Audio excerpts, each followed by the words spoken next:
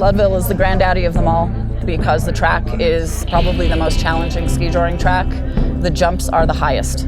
You're going down a main street, which is a tunnel that you have spectators on both sides, so there's a lot of pressure in that sense. And also, it's one of the oldest competitive events that we have in the United States. There's something about that rush of seeing the horse run full speed, seeing those skiers fly through the air. I know the skiers are getting to 8 and 10 feet off the ground, and then having to land flat and having to manage 30 feet of rope at the same time. You know, all with snow and perhaps horseshoes coming, you know, flying at you. That's all part of it too.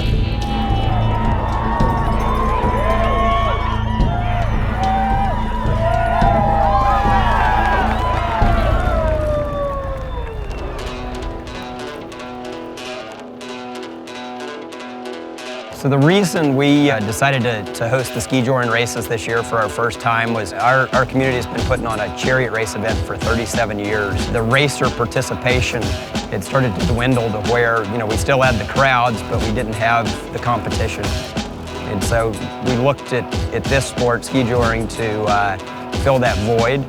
And it's turned out to be really successful this year. We're really nervous about how big it's going to get next year. I can see our crowd doubling, the number of participants doubling. It's fantastic. It's absolutely great. You know, for our community, we get to bring the horsemen and the ranchers together with the ski crowd, and gives us a way to really put on an event that everybody can participate in.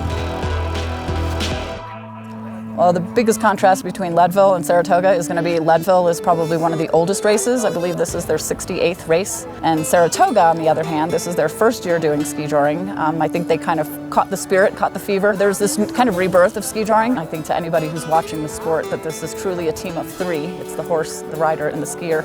And that it takes a lot of camaraderie, you know, to come together and figure out how you're going to get the fastest run, but also the cleanest run, because your penalties do hurt you. The skiers obviously got to be great skiers to do this. We're a team. You know, I'm bringing my horse in. He's got to be ready, because when that horse turns that corner, there's no stopping him. So they got to rock down, be ready. You might hear him in the background, okay, got it, and you just let her rip, and then it's just as fast as you can go. And it's up to them to hang on. It's up to them to finish. It's up to them to get the rings. You can't worry about them. You know, it does have some dangers. I think it's about 50 days ago, I went down on my horse, broke 2 ribs, punctured my lung.